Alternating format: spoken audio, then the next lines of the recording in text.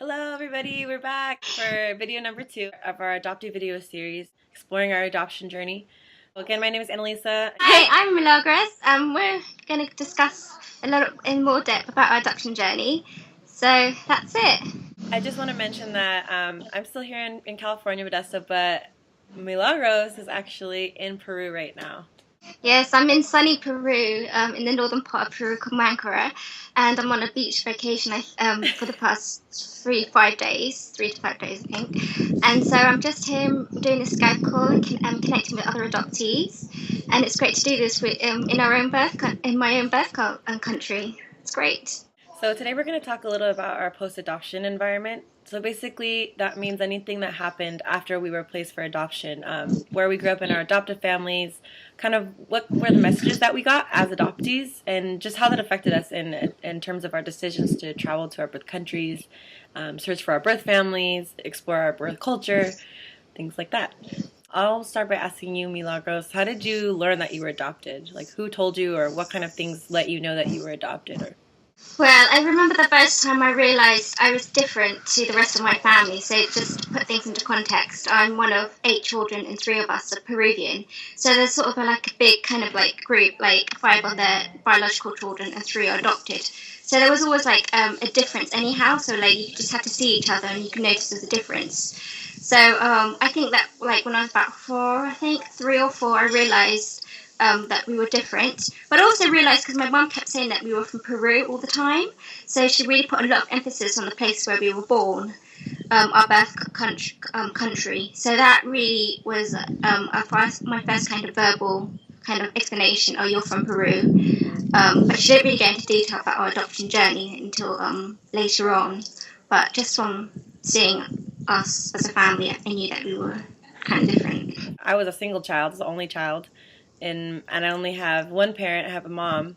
I mean, it was just us, and obviously, I could tell we looked different. And honestly, I don't know if I would have maybe even thought about it until later, if the way that my mom had told me that I was adopted didn't go down like that. Basically, the way that she let me know that I was adopted was that she would tell me a story every night, and she basically made this kind of fairy tale bedtime story type thing out of my own adoption story and how she went to go adopt me. So when she would tuck me in, she would tell me, a long time ago when you were a little girl, there was a woman in Peru and she had a baby and she was not able to take care of it. So she called another friend, and that friend called me and said, "Lori, we have a baby girl for you." And so then I flew over the mountains and the Andes, and I went to go see you, and so that we could be a family. And it was basically something like that. Honestly, at one point, I remember that I knew every single word by heart of that story, and I would ask my mom to tell it to me every single night. So there was never a moment that I didn't know that I was adopted and that I didn't know that I was from Peru. And I thought it was a really interesting way because, I've never heard of anybody having that kind of experience like I did, it obviously didn't tell a lot of details and give any reasons or anything, but obviously as a child, I didn't really need it at that point in time. So it gave me just enough of oh, I was from Peru, my mom adopted me, I'm here now, I'm in a family, yay. It's just very clear cut and very simple, and that's all I needed at the time. Were you taught to be proud of your heritage then? As I know you said your mom told you were from Peru, but maybe didn't talk too much about your adoption. Definitely. I mean, in terms of my adoption, there wasn't really much to say. I mean, my adoption story is based on their experiences of adopting me, not so much about my birth family or anything prior to them adopting me. That whole area was complete blank, and my mum would never really go into it because she didn't know anything about it.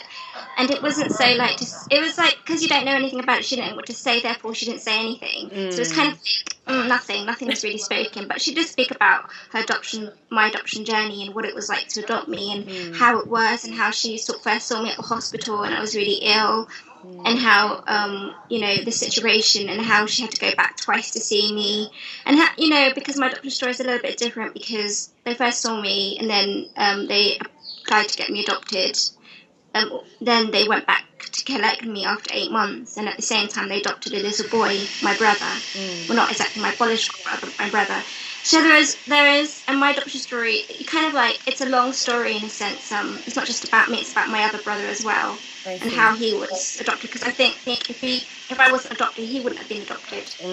I see. So there's a direct link. There's a direct link between us, Wow. and then also the fact that I lived with a foster family, and then when I left, my foster family went to adopt another girl because of me, because she couldn't have children, and she just felt like she wanted a baby after me.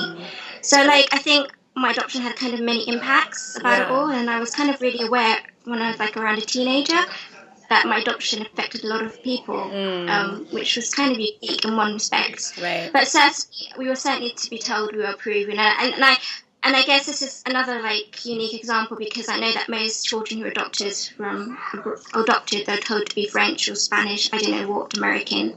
I mean, I was told to be Peruvian. I wasn't told to be English or British. My identity was based on Peruvian because I think my mum's not English and my dad's not English. I see. And I guess they knew I was from Peru, and I guess they wanted me to be proud to be a Peruvian. Yeah. And so they told me I was Peruvian. And I was never told to be British. I was never told to be like, oh, you're British. I was told to be, well, you're Peruvian. And in fact, what made it even worse was that I didn't have my British nationality. So it was like I really was Peruvian in all respects. I mean, on pieces of paper, I was Peruvian. There wasn't any British document to say I was British. It was just I was residency until later on.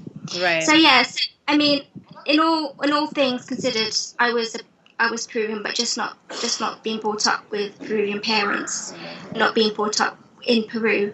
But my parents kind of said to me, "You're kind of Peruvian. You should be proud of being Peruvian because, like, historically, it's an amazing culture and everything about it's wonderful." They never really spoke negative about it, so I never got a negative vibe about it. And so I knew there was problems, obviously associated with poverty. But that doesn't necessarily mean one has to neglect or like disregard a country because of that.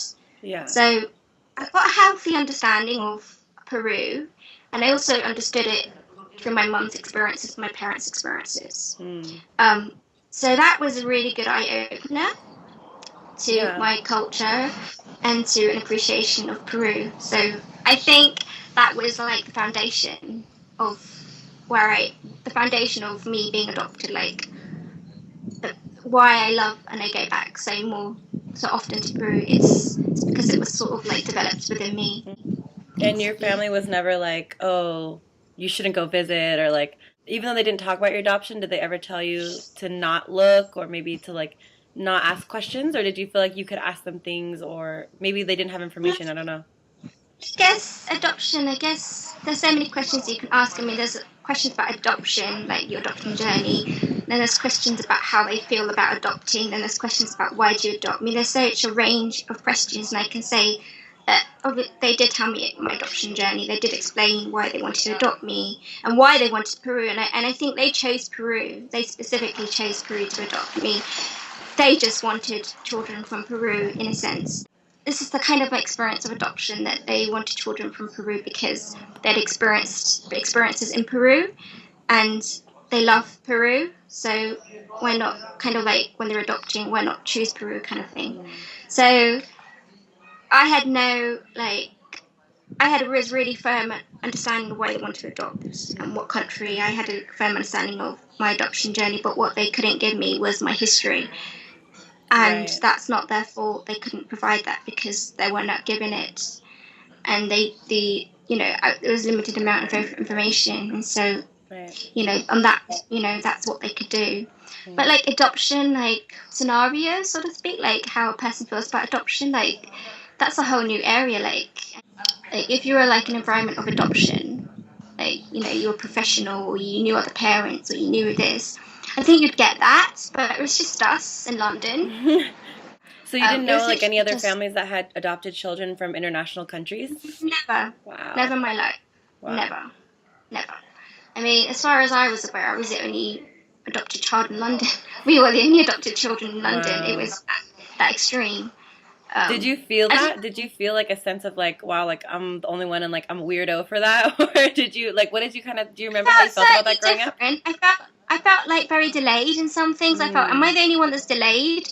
Because I was delayed in life sometimes, like in education, and like just quite didn't get there. But I know why now. But like I was thinking, are we the only ones? Why aren't other people like? Are we just like? But then I think like that would have helped having bounced ideas off meeting other adopted children for sure, because we knew that come across the same problems. Yeah. But yeah, growing up was certainly like, I wouldn't say it was weird, but I would just say like I was just different. I had my own agenda, and I knew that I couldn't compare myself to other people, because if I did, I'd probably get depressed. And then I guess that's taught me like life skills, not to compare each other, because we don't know what experiences one has. And so from like age of 8, I was very aware not to compare myself to other people in my class, because they didn't have the same experiences as I did. And that was just, I just knew that was because of my adoption. And even though I didn't know about it, like the language of adoption, I knew my adoption caused me lots of complications that was none of my fault. So yeah, hey, we have to learn through that, and we have to like make ourselves understand and like get over that. And it's given me lots of life skills that I would say I wouldn't have had if I wasn't adopted. It's so funny because it's just like almost complete opposite of me. When I grew up, I felt different, even though like I knew, you know, some people had adoption in their family or whatever. I felt different because obviously like my mother and I don't look alike, and then like people are always wondering where the father is, and I don't know, I already felt different having just like a single parent and being an only child. But then it was cool because when I was about 8, maybe 8 or 9, she met somebody from, I believe from my elementary school, and she noticed that, you know, they were 2 parents, white parents, and they had like brown children. And they looked Peruvian, and so she asked them if they were Peruvian, and they were. And so they told her about this camp, that it was like a culture camp, and it was called Nuestra Peruvian culture camp, which now is, you know, what myself and Lydia, my friend, run with input obviously from the group that we call Nuestra Peruvian Adoptees. So I'll probably talk about that later. But anyway, so we found about this culture camp, and I honestly don't remember like being asked if I wanted to go or if I was just made to go. But I'm sure like even if I was asked, I'm sure I would have wanted to go. I don't think I would have not wanted to go, because my mom was the same. You know, she had a lot of pictures up about Peru and like art and things that she had brought back from her from adopting me. We had books around. All my photo albums from when I was a child were like on the bottom shelf, so I could always pull them out and look at them. And like that Peruvian culture piece, like I always had that piece. And so then when we went to the camp, then I got to see other kids that were also adopted from Peru. There was like probably like 50 of us, maybe more at some point when I was really, really young. Yeah, there was a lot of kids. And we would go to Santa Cruz one weekend in the summer, every summer. Like I said, I started when I was 8, but there was people in that camp that they had been going since they were like 2, 3 years old, like when they were babies. And at the camp, what we would do is, you know, we would get together. When I first started going, it was like really heavily culture based, you know, so they had different like foods from Peru, and they would bring in, they had like a little carnival, like a Peruvian type of carnival, where we played these games like with the guinea pig, and like we would play like bingo but like Spanish style. Or like one time they brought in this Peruvian painter, and so he taught us like how to paint. And we would do things about like history. Like I remember we did this thing on immigration into the country, and I learned about like, you know, there was a lot of Asian immigration, like Chinese and Japanese people that immigrated to Peru at different points in time, and like also the bad part of the history, I guess you would say, like Sendero Luminoso, the shining path, and terrorism in the country. And we learned about like different geographic parts of the country. Like I remember I dressed up as like a monkey because we did this like skit about like the Amazon and the jungle, and, like the beach and like the desert and the mountains and stuff like that. The woman that organized it, she was actually an adoptive mom, and she was looking for an outlet for her daughter that she had just adopted from Peru, and she wanted her to know her roots and like know her culture. So that's how she started the camp. And so she was living in the Bay Area in San Francisco, and I guess there's like more Peruvians out there, so she connected with a bunch of Peruvian people and brought them on board so they could share. They could kind of be like role models to us, I suppose, and, you know, someone for us to look up to as Peruvian kids, Peruvian Americans. They would bring in like music and dancing, and like we liked hanging out with them, and they were pretty cool. And as we got older, we like wanted to do more like teenager stuff. Like we organized like a dance a couple times, and just played music and had fun, and just like liked hanging out. It really was just more, I think, for everyone, I would say it was really about being together as Peruvian adoptees, because like you said, like then we knew people looked like us, and like people had families that looked like us. It was like the first time I saw people like, oh, like all their parents are white too, and like like all of our parents were old too. Like all of our parents had adopted us older, so like we would laugh about people asking us if our parents were like our grandparents or like our babysitters and stuff like that. Like it was just instant connection, because there's just some things that you share as an adoptee, and then specifically as a Peruvian adoptee living in California, that no one else can experience or have that sharing feeling with you. So it was really cool. And like I said, that was the best part of it, was that we were just all together. And so, as I mentioned, now it's Nuestra Herencia Peruvian Adoptees, because we wanted to focus less on the culture aspect of it, because, you can learn about culture and, you can learn about those things. But at the end of the day, being an American and living here and being in like a multicultural place, it's not really relevant to just learn about culture and not even know the country, and because how can you really have an identity based on stuff that someone's teaching you and you're not really experiencing, or they don't really know like the full well-rounded experience of it, and what's more relevant and what we really know and like what we have experienced and can teach because we know it is what it's like to be an adoptee, and that's why, like I said, the most important part was that we were just together, sharing our experiences and like laughing and like having, someone to bounce ideas off of and compare and contrast experiences and opinions and, talk about our fears or our questions. And so that's why we kind of changed the name a little bit and kind of changed the atmosphere a little bit for our reunions. We don't really go to camp anymore. We're not like kids anymore. So, we wanted to make it relevant to like the questions that we have in growing up and being adults. And I think your identity changes too. Like, being a child adoptee is very different than being an adult adoptee of color, with white parents. Apart from that, I went to an elementary school as well, where there was a lot of adoptees there. There was like a domestic adoptee that I knew. There was a few Asian adoptees there from different countries. And then my two friends, Nelia and Lydia, that were also adopted from Peru. I had another really close friend that was adopted from India, and then her family adopted another girl from Ethiopia. So I felt like pretty good about it. I didn't really feel like I was a weirdo or anything, and having that camp experience and having my mom place me in environments where I was going to be around people that had similar stories kind of helped me feel a little less like outstanding in a weird way. It's great to have those experiences growing up. Yeah. I don't know what it would have been like if I had your adoption experiences growing. I think things have been developed a lot quicker, as opposed to, I wouldn't say I'm slow.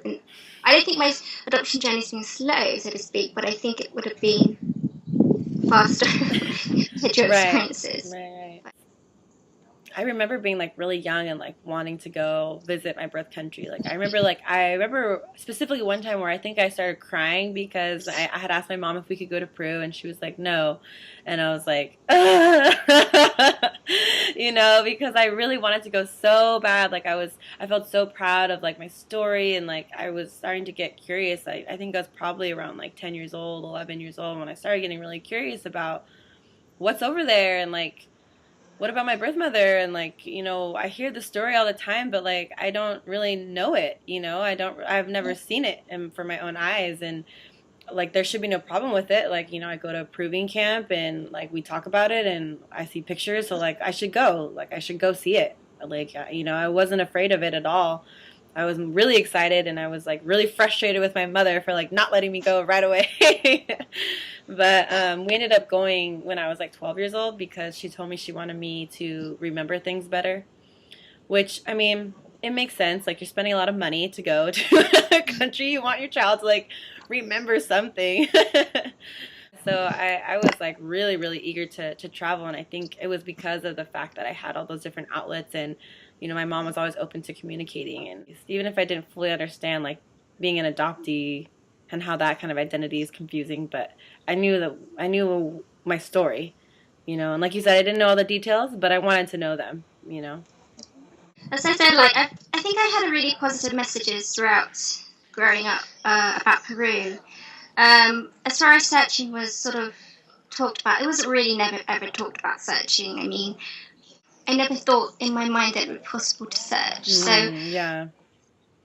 It wasn't in my brain. I mean, as far as I was aware, that I was adopted, I was abandoned at the hospital, and that was all I knew. There wasn't anywhere I could go to find out any information. So I never really talked about searching because in my brain, we all thought it wasn't going to be possible. We don't know what to think. You know, when you're a child, you just, everything's like this, and you just think like that, and you just don't know anything. So you just think, well, I don't know. But apart from searching, I was really interested about going to go back to visit my birth country. And I mean, it was just not going to be feasibly possible to take us when we were growing up. There's a lots of us, and it would require just a lot of money and time, and it just wasn't going to happen. So I knew from a very young age this wasn't going to happen between the ages of 1 and 18. It's just not going to happen. My idea was just to go back when I could, the soonest I could. And so when I could go back at 19, I went back by myself. It wasn't, I'm going to search. It was more, I was going to see my birth country. Right. It's all about. Right.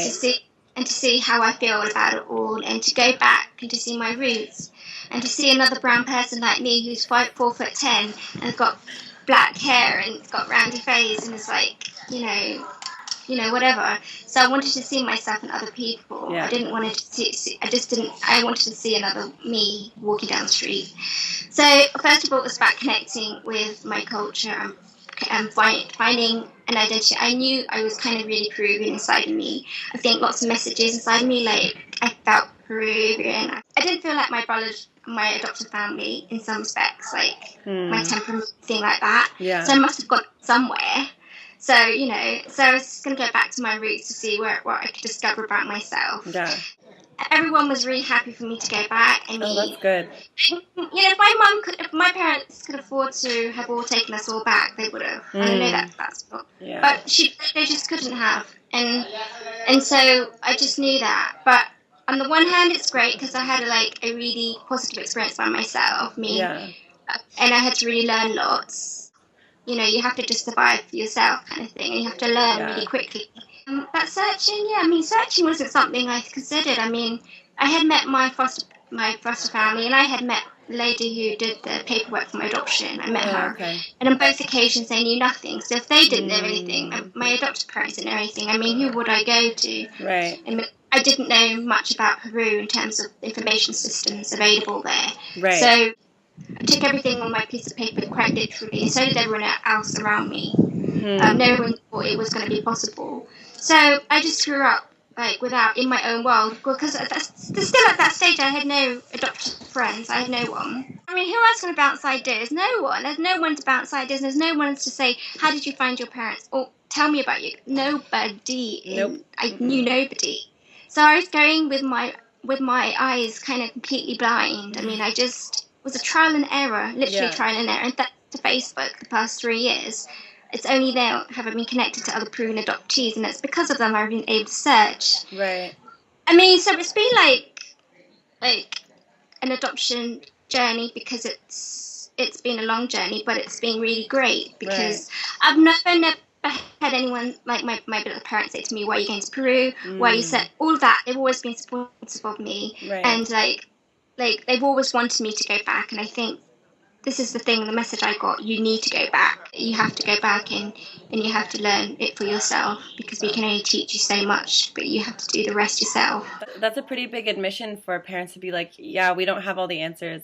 But they were like that at the start. Yeah. It's kind of interesting, isn't it? Because, I mean, it is so true. I mean, I think I've definitely kind of ran into maybe some adoptive parents that I think they think if they ignore your birth origins, like, it's just gonna go away, you know, or like you won't ask any questions. And I just find that to be very untrue. Even if like the person isn't really talking about it, the adoptee isn't talking about it, that doesn't mean that they're not thinking about it. you know, and that doesn't mean that your birth origins don't exist now that you have like a new life or whatever. My parents were always aware of my origins. I mean, from day one. Yeah. I couldn't imagine my parents not acknowledging my origins. Yeah. I mean, it literally wouldn't have been. They wouldn't have adopted from Peru, quite literally. Like, however, the only thing that they lacked, I mean, the only thing that they admitted themselves that they didn't know about adoption. Yeah. They didn't know what it would be like adopting children. They were kind of naive about it, and they say it themselves. But from that respect, that's the only thing they lacked. That they you know, information and stuff like that, Right. like how it really be, like, you know, what the reality is and what it's like, as you know. So it's trial and error in the Forrester household. Yeah, like, it's kind of interesting you say, you know, your parents were saying, like, you know, you should go back, but, like, you have to figure it out. Because kind of what my mom said to me, ever since that first trip when I went for the first time when I was 12 with her and my brother and his family and our family friend, I always wanted to go back, you know, and I talked about it, and, you know, then as a teenager, you kind of, like, forget about stuff and you focus on, you know, regular teenage stuff. And then, you know, when I became an adult and I went to college in New York, and then I started thinking about it even more. And actually, one of my friends passed away after I graduated from high school, and it just kind of got me thinking, like, I need to do these things that I say I'm going to do, because life is short, and, you know, who knows, like, what will happen, and who knows, maybe, like, what if my birth parents, you know, maybe they've passed away, you know, or something, and so I was like, let's make it happen. And so I told my mom I wanted to go to Peru to study for a year. I was going to be gone for a whole year, and she was like, okay, you know, she never once told me, like, it's not a good idea, or, like, you shouldn't do it, you know. She was like, go ahead, but, like, you know, you need to make sure that you're arranging your flight, you need to arrange your own accommodations, like, make sure you talk to your school, get everything settled, like, if you're in charge of it, like, I will support you, you know. And so I did it, I arranged everything on my own, you know, I got everything set up so I could be there, which I think was a good thing for her to do, you know, to have me be in charge of it, you know, because it is something I can be in charge of. And I was obviously a little bit young. I was 18, 19, but that's a time when you have to learn how to be an adult and grow up, you know? This is it. Like if someone was to say to me, what's your advice for adoptees who are like 12 or 13 or even 21 or 22 or something like that? One thing I would say to you, that obviously you have to go back to Peru, and the sooner the better. I know in America they have like great services and you have lots of adopted people and friends, and like this is not true always in Europe. And so sometimes we've been brought up by ourselves, and sometimes we need to encourage ourselves to go to Peru. Maybe your parents, you know, adopted parents, somehow a bit nervous about it all. I don't know, but I'd say as soon as you feel the urge to go, you need to go. Like, and if you don't have that urge, then don't go. And don't go, but really, you need to start thinking, and you need to start thinking and planning, and because what it is as soon as you go once, it's like a bug that won't get off of your shoulder, like a little fly ant that get off your shoulder. It starts to develop, and it's like a roll. It's like a roller coaster. You have to go for that journey, but it is journey, but it's a really exciting journey, and it kind of pulls you in every direction, and you go up, down, and you go like extreme emotions. But you have to do it because, you know, in life we have I'm in for all experiences, like that kind of makes us grow and makes us develop as a person. And I can't think of any journey in life to go on, an adoption journey. It's just so exciting. It is. It's but crazy. You know, you don't have to go for a whole year. You don't have to go for like a month. You just go for 2 weeks at a stint. And as soon as you feel comfortable and you feel confident in the environment, you just will start to feel at ease. But But there's so much to learn. Peru can offer an adoptee so much. You know, there's so much out there. I definitely agree with that. I think I'm glad you brought that up, because I agree. I think that, like you said, at any point in time, if you have questions, like, ask the questions. Ask the hard questions, because you have a right to know, and it's your story, and you should be in charge of it, and you should be the one getting the answers for yourself, because they're yours, you know, you have ownership of it, you have power over it. So yes, and then because as soon as we take ownership of our adoption, we begin to know who we are a lot more. We can express ourselves in a lot more, with more clarity and more understanding, and we have a position, like, where do we stand about this whole thing? We're all experts at our adoption, and everyone's got a lot to offer because we all had experiences. It's a long journey. I mean, don't think you're going to get all the answers the first time you go, and don't think, I don't know what everyone's looking for. Searching is usually the first question you're going to go search. But, you know, even if you haven't got limited information, or if you've got just like your doctor's certificate, there is ways to go about finding one's birth parents. Absolutely. And there's lots of hope. So even if you've just got a piece of paper just with a name, like whatever your name is, believe me, you don't know what that piece of paper can mean. So all I had was a piece of paper. And it took me a long time because, you know, so never lose hope. Actually, when Milagros went to Peru and she started her birth search, there was I guess you would say maybe an organization. I don't know, what would you call it? Called Busca Personas? Yeah, organization helped me find my family. Yeah, I wanted to link the video from that search that she used this organization to help her at least start the process, and they actually ended up following her and documenting her journey. And recorded a little video report on it. So I'll link the video in the description box of this video so you can check it out. If you're looking to do that, like Milagros said, don't lose hope.